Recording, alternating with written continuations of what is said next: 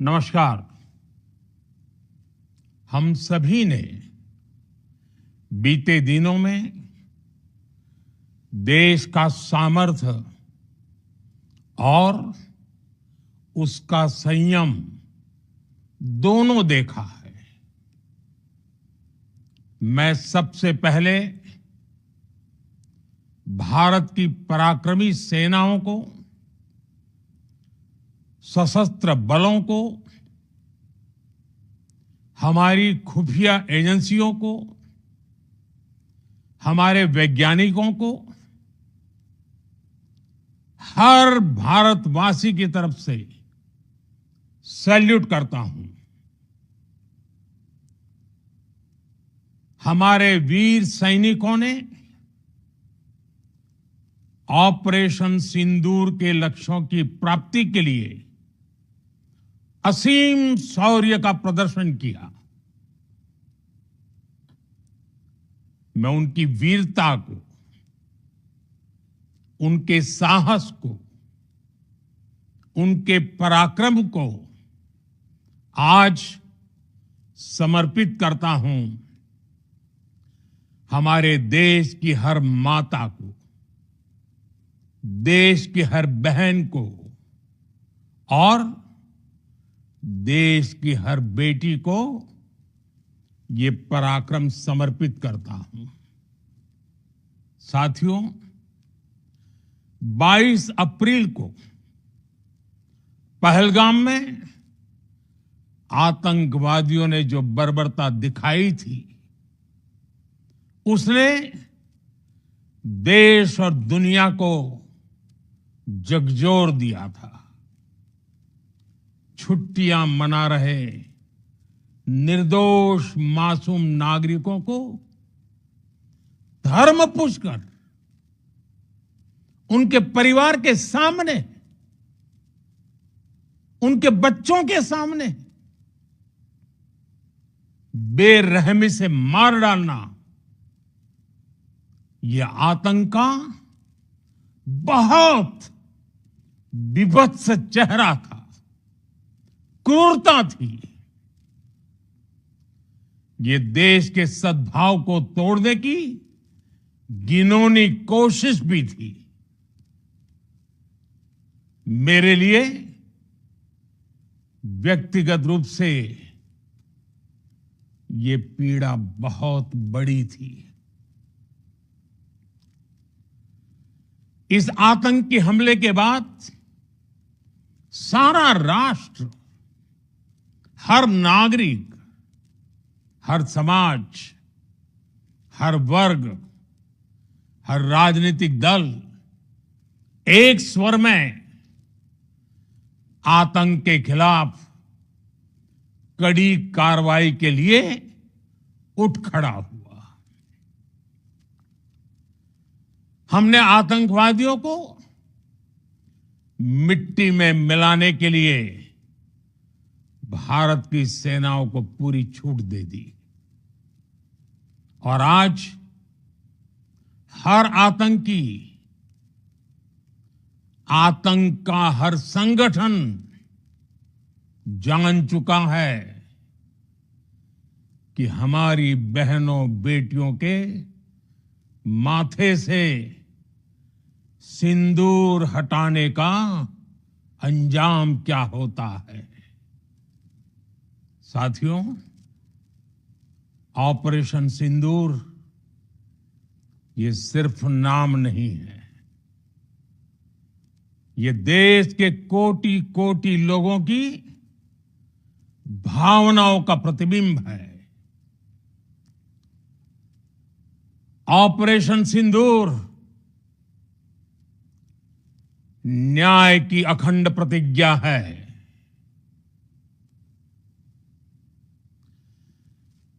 6 मई की देर रात, 7 मई की सुबह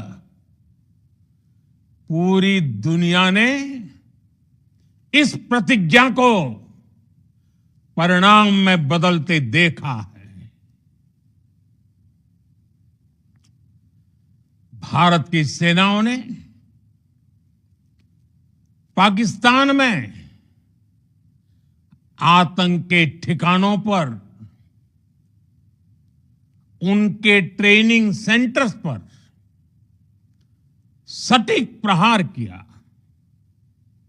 आतंकियों ने सपने में भी नहीं सोचा था कि भारत इतना बड़ा फैसला ले सकता है। लेकिन जब देश एकजुट होता है, नेशन फर्स्ट की भावना से भरा होता है, राष्ट्र सर्वोपरि होता है, तो फौलादी फैसले लिए जाते हैं, परिणाम लाकर दिखाए जाते हैं। जब पाकिस्तान में आतंक के अड्डों पर भारत की मिसाइलों ने हमला बोला, भारत के ड्रोन्स ने हमला बोला, तो आतंकी संगठनों की इमारतें नहीं, बल्कि उनका हौसला भी थर्रा गया। बहावलपुर और मुरिद के जैसे आतंकी ठिकाने एक प्रकार से ग्लोबल टेररिज्म की यूनिवर्सिटीज रही है। दुनिया में कहीं पर भी जो बड़े आतंकी हमले हुए हैं, चाहे 9/11 हो, चाहे लंदन ट्यूब बॉम्बिंग हो, या भारत में दशकों से जो बड़े बड़े आतंकी हमले हुए हैं, उन सब के तार कहीं ना कहीं आतंक के इन्हीं ठिकानों से जुड़ते रहे हैं। आतंकियों ने हमारी बहनों का सिंदूर उजाड़ा था, इसलिए भारत ने आतंक के ये हेडक्वार्टर्स उजाड़ दिए। भारत के इन हमलों में 100 से अधिक खूंखार आतंकवादियों को मौत के घाट उतारा गया है। आतंक के बहुत सारे आका बीते 2.5-3 दशकों से खुलेआम पाकिस्तान में घूम रहे थे,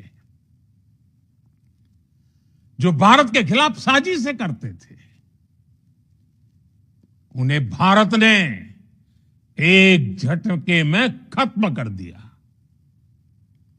साथियों, भारत की इस कार्रवाई से पाकिस्तान घोर निराशा में गिर गया था, हताशा में गिर गया था, बौखला गया था। और इसी बौखलाहट में उसने एक और दुस्साहस किया।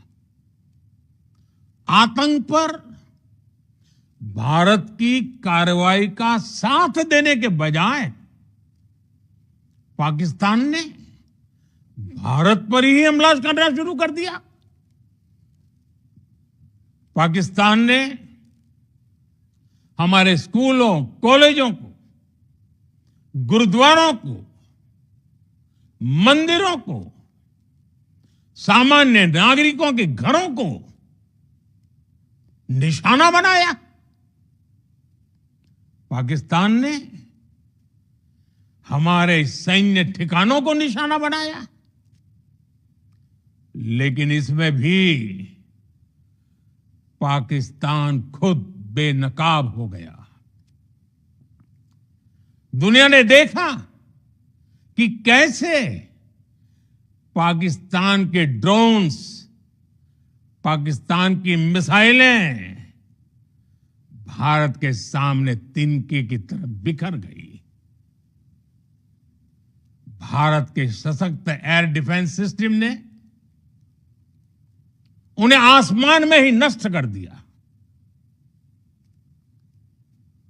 पाकिस्तान की तैयारी सीमा पर वार की थी, लेकिन भारत ने पाकिस्तान के सीने पर वार कर दिया।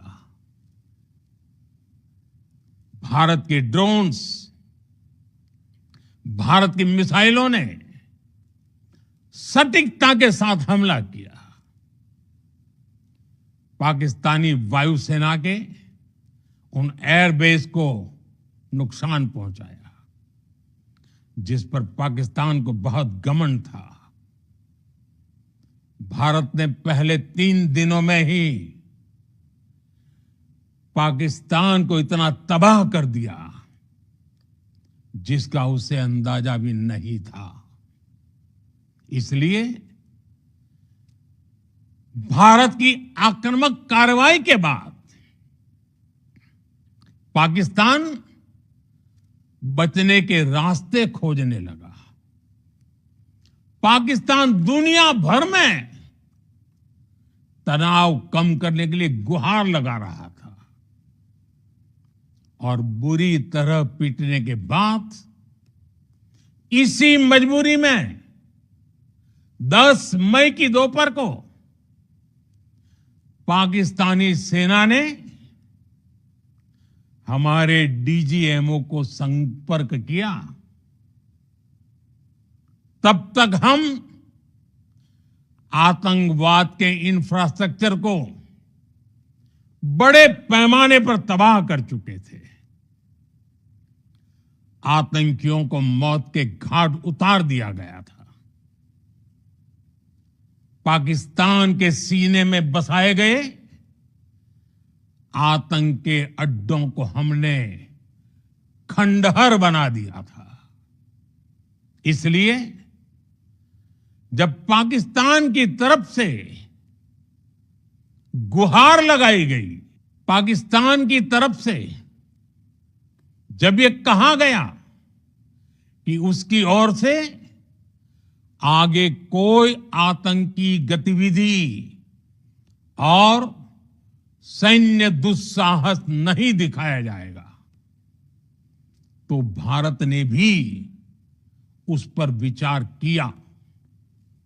और मैं फिर दोहरा रहा हूं, हमने पाकिस्तान के आतंकी और सैन्य ठिकानों पर अपनी जवाबी कार्रवाई को अभी सिर्फ स्थगित किया है। आने वाले दिनों में हम पाकिस्तान के हर कदम को इस कसौटी पर मापेंगे कि वो क्या रवैया अपनाता है। साथियों, भारत की तीनों सेनाएं, हमारी एयरफोर्स, हमारी आर्मी और हमारी नेवी, हमारी border security force BSF, Bharat के अर्धसैनिक बल लगातार अलर्ट पर है। सर्जिकल स्ट्राइक और एयर स्ट्राइक के बाद अब ऑपरेशन सिंदूर आतंक के खिलाफ भारत की नीति है। ऑपरेशन सिंदूर ने आतंक के खिलाफ लड़ाई में एक नई लकीर खींच दी है, एक नया पैमाना, न्यू नॉर्मल तय कर दिया है। पहला, भारत पर आतंकी हमला हुआ तो मुंह तोड़ जवाब दिया जाएगा। हम अपने तरीके से, अपनी शर्तों पर जवाब देकर रहेंगे। हर उस जगह जाकर कठोर कार्रवाई करेंगे जहां से आतंक की जड़ें निकलती हैं। दूसरा, कोई भी न्यूक्लियर ब्लैकमेल भारत नहीं सहेगा। न्यूक्लियर ब्लैकमेल की आड़ में पनप रहे आतंकी ठिकानों पर भारत सटीक और निर्णायक प्रहार करेगा। तीसरा, हम आतंक की सरपरस्त सरकार और आतंक के आकाओं को अलग अलग नहीं देखेंगे। ऑपरेशन सिंदूर के दौरान दुनिया ने पाकिस्तान का वो घिनौना सच फिर देखा है, जब मारे गए आतंकियों को विदाई देने पाकिस्तानी सेना के बड़े बड़े अफसर उमड़ पड़े। स्टेट स्पॉन्सर्ड टेररिज्म का यह बहुत बड़ा सबूत है। हम भारत और अपने नागरिकों को किसी भी खतरे से बचाने के लिए लगातार निर्णायक कदम उठाते रहेंगे। साथियों, युद्ध के मैदान पर हमने हर बार पाकिस्तान को धूल चटाई है और इस बार ऑपरेशन सिंदूर ने नया आयाम जोड़ा है। हमने रेगिस्तानों और पहाड़ों में अपनी क्षमता का शानदार प्रदर्शन किया और साथ ही न्यू एज वॉरफेयर में भी अपनी श्रेष्ठता सिद्ध की। इस ऑपरेशन के दौरान हमारे मेड इन इंडिया हथियारों की प्रामाणिकता सिद्ध हुई। आज दुनिया देख रही है 21वीं सदी के वॉरफेयर में made in India defence equipments, इसका समय आ चुका है। साथियों, हर प्रकार के आतंकवाद के खिलाफ हम सभी का एकजुट रहना, हमारी एकता हमारी सबसे बड़ी शक्ति है। निश्चित तौर पर ये युग युद्ध का नहीं है, लेकिन ये युग आतंकवाद का भी नहीं है। टेररिज्म के खिलाफ जीरो टॉलरेंस, ये एक बेहतर दुनिया की गारंटी है। साथियों, पाकिस्तानी फौज,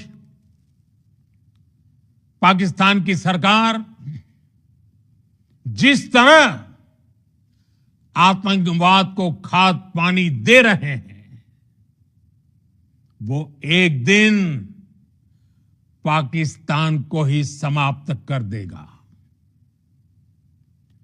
पाकिस्तान को अगर बचना है तो उसे अपने टेरर इंफ्रास्ट्रक्चर का सफाया करना ही होगा। इसके अलावा शांति का कोई रास्ता नहीं है। भारत का मत एकदम स्पष्ट है। टेरर और टॉक एक साथ नहीं हो सकते। टेरर और ट्रेड एक साथ नहीं चल सकते और पानी और खून भी एक साथ नहीं बह सकता। मैं आज विश्व समुदाय को भी कहूंगा, हमारी घोषित नीति रही है अगर पाकिस्तान से बात होगी तो टेररिज्म पर ही होगी। अगर पाकिस्तान से बात होगी तो पाक ऑक्यूपाइड कश्मीर पीओके उस पर ही होगी। प्रिय देशवासियों, आज बुद्ध पूर्णिमा है। भगवान बुद्ध ने हमें शांति का रास्ता दिखाया है। शांति का मार्ग भी शक्ति से होकर जाता है। मानवता शांति और समृद्धि की तरफ बढ़े, हर भारतीय शांति से जी सके, विकसित भारत के सपने को पूरा कर सके, इसके लिए भारत का शक्तिशाली होना बहुत जरूरी है। और आवश्यकता पड़ने पर इस शक्ति का इस्तेमाल भी जरूरी है। और पिछले कुछ दिनों में भारत ने यही किया है। मैं एक बार फिर भारत की सेना और सशस्त्र बलों को सैल्यूट करता हूं। हम भारतवासी के हौसले,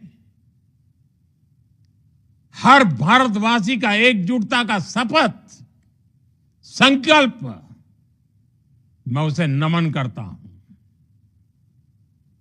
बहुत बहुत धन्यवाद। भारत माता की जय। भारत माता की जय। भारत माता की जय।